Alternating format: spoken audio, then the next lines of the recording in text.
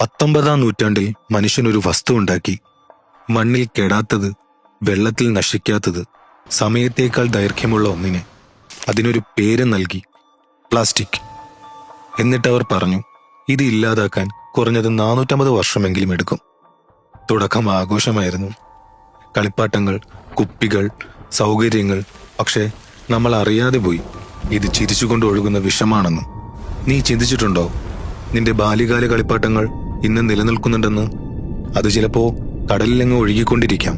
അതുമല്ലെങ്കിൽ ഒരു മീനിന്റെ വയറ്റിൽ കുടുങ്ങിക്കിടക്കാം. നിന്റെ മുത്തച്ഛൻ ഉപയോഗിച്ച ബ്രഷ് ഇന്നും ജീവനോടെ കാടുകളിൽ, മണലിൽ, അതുമല്ലെങ്കിൽ ശവങ്ങളുടെ ഇടയിൽ. പ്രതിവർഷം നാം 400 മില്യൺ ടൺ പ്ലാസ്റ്റിക് നിർമ്മിക്കുന്നു. അതിൽ 80% നാം ഉപേക്ഷിക്കുകയാണ്.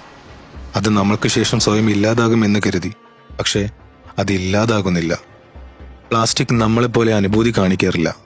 ഓർക്കുക, ഓരോ കുപ്പിയും ഓരോ തിളങ്ങുന്ന പാക്കറ്റും ഇന്നും ഭൂമിയിലാണ്.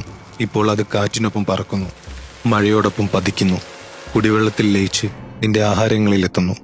ആഴ്ചയിൽ ഒരിക്കൽ നിന്റെ ശരീരത്തിലേക്ക് ഒരു ക്രെഡിറ്റ് കാർഡ് തൂക്കമുള്ള പ്ലാസ്റ്റിക് നീ കഴിക്കുകയാണ്. കടൽ ഇനി ഭക്ഷണം തരില്ല.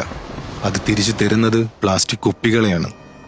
കുട്ടികൾക്ക് ബുക്കിൽ പച്ചപ്പാണ് നാം കാണിച്ചു കൊടുത്തത്. എന്നാൽ യാഥാർത്ഥ്യത്തിൽ മാലിന്യ കൂമ്പാരവും.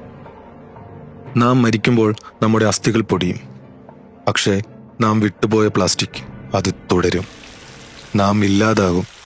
പക്ഷെ പ്ലാസ്റ്റിക് അത് നിലനിൽക്കും കാലാകാലം.